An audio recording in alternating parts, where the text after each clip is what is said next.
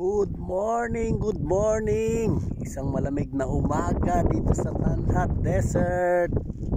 We are here at our base camp here in desert na Labarcats. So, ayan, dito. Napakalamig ng umaga, makulimlim. And hope na next day ay balita ay makauwi na tayo. Tama na yung 3 weeks. Masakit na sa katawan. Ayan, subo natin.